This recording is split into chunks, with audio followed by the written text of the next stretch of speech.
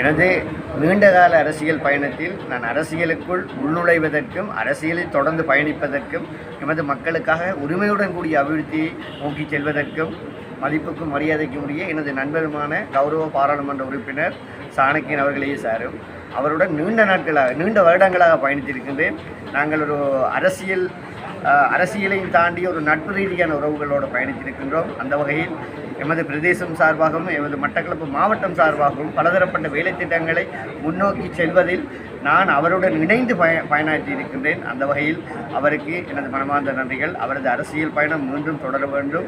அவரோடு என்றென்றும் நான் தொடர்ந்து அவரது அரசியல் பயணத்துக்கு ஒரு பக்கபலமாக இருப்பேன் என்றும் அவரது இடது கையாக இருந்து அவர் ஒரு அடுத்த படிநிலையில் அவர் எந்த இடத்தில் ஒரு சரியாசனமாக இருக்க வேண்டுமோ அந்த சரியாசனத்தில் கொண்டு போகக்கூடிய நான் முடிந்த வேலை திட்டங்களை அவருக்காக செய்வேன் என உறுதியாக கூறுகிறேன். அது மாத்திரமல்லாமல் தமிழ் மக்களது இருப்புக்காகவும் உரிமையுடன் கூடிய அபிவிருத்திக்காகவும் எமது வளங்களை பாதுகாப்பதற்காகவும் எமது இனத்தினுடைய இருப்பை தக்க வைப்பதற்காகவும் புலம்பெயர் தமிழர்களை கட்டி அரவணைத்து கொண்டு இங்கிருக்கின்ற தமிழ் பற்றாளர்கள் தமிழ் தேசிய உறவுகள் எமது மாவட்டம் சார் வடகிழக்கில் இருக்கின்ற அனைவரையும் கட்டி அணைத்து கொண்டு செல்லக்கூடிய ஒரு ஆளுமை மிக்க தலைமைத்துவத்தை எதிர்காலத்தில் அவரது கையில் ஒப்படைப்பதாக இருந்தால் அது சாலச்சிறந்ததாக இருக்கும். அதற்கும் நான் அவரோடு தோள் நின்று அவரது அரசியல் பயணத்தில் ஒரு சிறப்பான ஒரு உயர்நிலையினை அடைவதற்கு பயணிப்பேன் என கூறி விடைபெறுகின்றேன். நன்றி. வணக்கம். போர்தீவு பற்றி பிரதேச உள்ளாட்சி சபை தேர்தலில் கோவில் போர்தீவு வட்டாரத்தின் சார்பில் இலங்கை தமிழிசை கட்சியின் வீட்டு சின்னத்தில் களமிறங்கி தமிழ் தேசியத்தை நேசிப்பவனாகவும் எமது மண்ணுக்காக உயிர்நீத்த அந்த மாவீரர்களை பல மாவீரர்களை தந்த போர்தீவு பற்றில் இருக்கின்ற மக்கள் ஒரு காலமும் தமிழ் தேசியத்தை விட்டு மாற்றுக் கட்சிக்கு சோரம் போகாத ஒரு மக்களாக இருந்து எமக்கு அதிகளவிலான வாக்குகளை அளித்திருந்தார்கள். அந்த வகையில் எமது கிராமம் சார்ந்த தமிழ் தேசிய பரப்பில் உரிமையுடன் கூடிய அபிவிருத்திக்காக எனக்கு வாக்களித்த மக்களுக்கு முதற்கண் நன்றிகளை தெரிவித்துக் கொண்டு என்னோடு தோள் நின்று பயணித்த எனது கட்சியினுடைய ஆதரவாளர்கள் மற்றும் நண்பர்கள் நலன் விரும்பிகள் மற்றும் எனது சொந்தங்கள் எனது கட்சியின்பால் சமூக அக்கறை கொண்ட அனைவருக்கும் எனது வெற்றிக்காக உழைத்த அனைவருக்கும் எனது நன்றியினை தெரிவித்துக் கொண்டு நடைபெற்று கொண்டிருக்கின்ற கன்னி அமர்வு நேற்றைய தினம் நடைபெற்றிருந்தது போர்தீவு பெற்ற பிரதேச சபையில். அந்த வகையில் நான் எனது வட்டாரமான கோவில் போர்தீவு வட்டாரத்தின் சார்பில் உறுப்பினராக தெரிவு செய்யப்பட்டு அந்த கன்னி அமர்வில் கலந்து கொண்டிருந்தேன். எமது கிராமத்தில் கற்புக்கரசி கண்ணையம்மனுடைய வருடாந்த திருச்சடங்கு நடைபெற்றுக் கொண்டிருக்கின்ற காரணத்தினால் அந்த கன்னியமர்வில் ஒரு குறிப்பிட்ட நேரத்தில் கலந்து கொண்டு எமது ஆலயத்தில் நடைபெறுகின்ற அந்த பூசை கைங்கரியங்களுக்காக நான் சென்றிருந்தேன். மீண்டும் இன்றைய தினம் எமது ஆலயத்தில் வட்டுக்குத்து நிகழ்வு நடைபெற இருக்கின்ற காரணத்தினால் தவிர்க்க முடியாத காரணத்தினால் எங்கள் கட்சியினுடைய இந்த நிகழ்வுக்கு கலந்து கொள்ள வருகிறேன். ஆலய வருடாந்த உற்சவத்தில் திருச்சடங்கு காலத்தில் நடைபெறுகின்ற ஒவ்வொரு கைங்கரியங்களிலும் எங்களது சேவைகள் இருக்கின்ற காரணத்தினால் தொண்டை வலி அதிகமாக இருக்கின்றது. அதையும் பொருட்படுத்தாமல் உங்களது அழைப்பை ஏற்று சிறிய ஒரு உரையாடலை செய்து கொண்டிருக்கின்றேன்.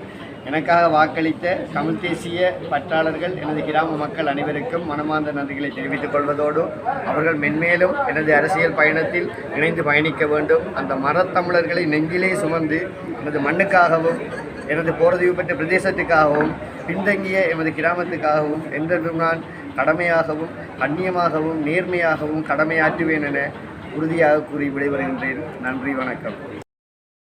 காத்தலிங்கம் செந்தில்குமார், இலங்கை தமிழரசு கட்சியில் கிரான்புரம் 9ஆம் வட்டாரத்தில் போட்டியிட்டு வெற்றி பெற்றினார். தற்பொழுது இன்றைக்கு நாளைக்கு எங்களோட 11ஆம் தேதி மண்முனை பிரதேச சபை ஆரம்பிக்கிறது. அதன் ஒரு முன்னெடுப்பாக இன்றைக்கு நாங்கள் சத்திய பிரமாணம் எடுக்க வந்தாங்க.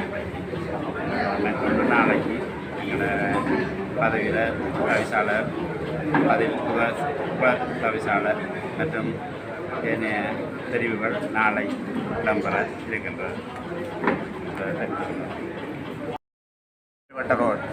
அது ஏறத்தாழ ஒரு ஒரு நாளைக்கு லட்சக்கணக்கில் மக்கள் பிரயாணம் செய்கிற பாதை அந்த பாதை.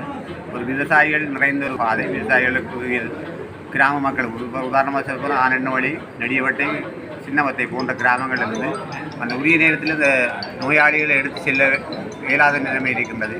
ஆகவே எங்களது யானை ஒட்டிய வழி அந்த தமிழோட ரோடு முக்கியம். அதே போல் தான் அந்த பூச்சிக்கூடு பிரதேசத்துக்கான ரோட்டும் வந்து கேட்டு இந்த எங்களுடைய கிராமத்திலே இருக்கின்ற அடிப்படை பிரச்சனைகளை எதிர்வரும் காலங்களில் நாங்கள் தீர்ப்போம் என கூறி பற்றி சின்னவத்தை வட்டாரத்தை கேட்டு வென்றிருக்கிறேன். எங்களுடைய பொருதைப்பற்று பிரதேசமானது பின்தாங்கிய பிரதேசம். அதுவும் யானைக்குள்பட்ட ஒரு பிரதேசம். எங்களுடைய 10 வட்டாரங்களும் 10 வட்டாரத்திலையும் யானை பிரதேசம் சொல்லிடலாம். அடுத்து வீதி பிரச்சனைகள் நிறைய வீதிகள் கடந்த வெள்ளத்திலேயோ அடிபட்டு உடப்பட்டு கிடக்கிறது. அந்த வீதிகள் சமலவட்ட வச்சுருப்போம். சமலவட்ட ரோட், அடுத்தது எங்களுடைய பூச்சிக்கூடு ரோட், இப்படிப்பட்ட ரோட்டுகள். நான் கந்தசாமி ரகுநாதன்,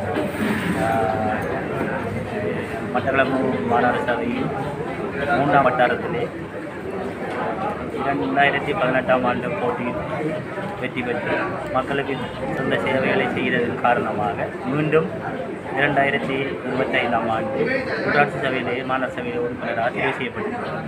எனவே மாநகர சபையிலே எங்களது வட்டாரமான 90ஆம் ஆண்டு பாதிக்கப்பட்ட சத்திரகோண்டாம் கோப்பில் 2 கிராம சேவை பிரிவு உட்பட்டது. அந்த கிராம சேவையிலே தேவைகள் பல காணப்படுகின்றன. கிராமம் என்ற வகையிலே புறநகராக இருக்கின்றது. அபிவிருத்தி தேவைப்படுகின்ற ஒரு வட்டாரம். ஆகவே அந்த வட்டாரத்திலே நிறைய தேவைகளை பூர்த்தி செய்ய வேண்டியதற்கு மாநகர சபையால் மட்டும் போதாது.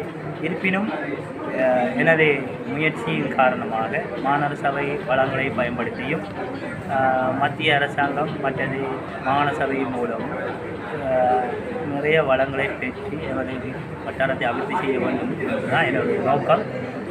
வட்டாரம் அபிவிருத்தி அடைந்த வட்டாரமாக மாநகர சபையிலே ஒரு வட்டாரமாக எங்களது வட்டாரமானது தொடர்ச்சியாக தமிழ் தேசியத்தோடு பயணிக்கின்ற வட்டாரம். 90ஆம் ஆண்டே நடைபெற்ற யுத்தம் காரணமாக எங்களது பகுதியிலே எனது அப்பா உட்பட 10 பேர் அந்த 90ஆம் ஆண்டு படுகொலையிலே உயிரிழந்தவர்கள். எங்கள் சகோதரங்கள் கூட அந்த இடங்களிலே இழந்து நாங்கள் இழந்த பாரிய பின்னடைவை சந்திக்க வட்டாரம். இருப்பினும் எங்களது மக்களின் தேவை என்றும் தமிழ் உணர்வோடு தமிழ் தேசியத்தோடு பயணிக்கின்ற மக்கள் வாழ்கின்ற பிரதேசம் அபிவிருத்தி பின்தங்கிய இடங்கு. ஏன்னா நிறைய மாநகரத்தை பொறுத்தளவிலே அபிவிருத்திகள் என்பது ஒரு நகர்ப்புறத்தை நோக்கியே இந்த அபிவிருத்தி நடைபெற்று கொண்டிருக்கின்றது. இந்த வட்டார தேர்தல் வந்ததன் பிற்பாடு தான், இந்த 2018 பிற்பாடு தான் எங்களது பகுதியிலே அபிவிருத்தி என்பதை மக்கள் தன்னிறைவாக கொண்டார்கள். இல்லாட்டி நகர்ப்புறங்கள் மாத்திரம்தான் அந்த அபிவிருத்தி. மாநகரம் என்ற கூட அங்கே படித்தவர்கள் நிறைய அதிகமாக உள்ள இடங்கள் என்றால் நகர்ப்புறங்களை அதிக இடங்களில் இருப்பது. அங்கே அதிகாரிகளும் நகர்ப்புற அன்றைய அபிவிருத்திகளை மாத்திரமே செய்து வந்தார்கள். இப்போது இந்த வட்டார தேர்தல் மூலம் எமது பகுதிகளும் அபிவிருத்தி அடைவதற்கு இந்த தேர்தல் முறை வழிவகுத்திருக்கின்றது. அந்த வகையிலே நான் எனது வட்டாரம் என்னை நம்பி வாக்களித்த எமது வட்டார மக்களுக்கு நன்றியை தெரிவித்துள்ள மக்களின் சேவையிலே தொடர்ந்து நான் பயணிப்பேன் என உறுதி கூறுகிறேன். நன்றி. நான் கௌரி, மட்டக்களப்பு மாநகர சபையில் உறுப்பினராக தெரிவு செய்யப்பட்டிருக்கின்றேன். கடந்த 2018ஆம் ஆண்டு பெண்களின் 25% உள்வாங்கலில் நானும் போட்டியிட்டிருந்தேன். ஆனால் மட்டக்களப்பு மாநகர சபைக்கு தேர்ந்தெடுக்கப்பட்ட, அதாவது போனஸ் ஆசனம் பெற்று மட்டக்களப்பு மாநகர சபைக்கு சென்றிருந்தேன்.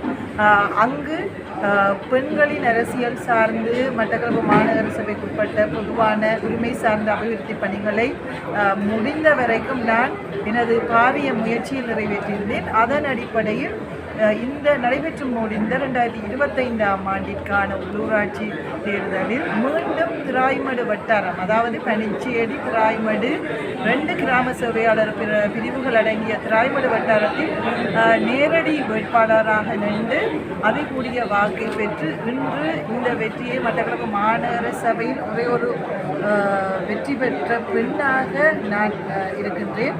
இந்த வெற்றிக்கு கடந்த காலங்களில் நாங்கள் பெண்களாக இருந்து பல சவால்களுக்கு மத்தியில் இந்த ஆணாதிக்க சமூகத்தில் பாரிய சவால்களுக்கு மத்தியில் எங்களது சேவைகளை நாங்கள் வழங்கியதன் அடிப்படையில் முன்முறையும் மீண்டும் மட்டக்களப்பு மாநகர சபைக்கு ஒரு வெற்றி பெற்ற ஒரு பெண்ணாக தெரிவு செய்யப்பட்டு செல்ல இருக்கின்ற நாளை இனிவரும் காலங்களிலும் எமது சமூகத்தை பொறுத்தவரை கலாச்சார அடிப்படையில் பெண்களை ஒரு பாரிய ஒரு ஒதுக்குவதாக பேசு பொருளாகவே இந்த தேர்தல் அமைந்திருந்தது. இனிவரும் காலங்களில் நாங்கள் அதிகூடிய சேவைகளை, அதாவது என்னை பொறுத்தவரை நான் எனது நோக்கமாக எமது மாநகர சபை பாலியலை சமத்துவத்துடனான அபிவிருத்தி பணிகளை மேற்கொள்ள வேண்டும்.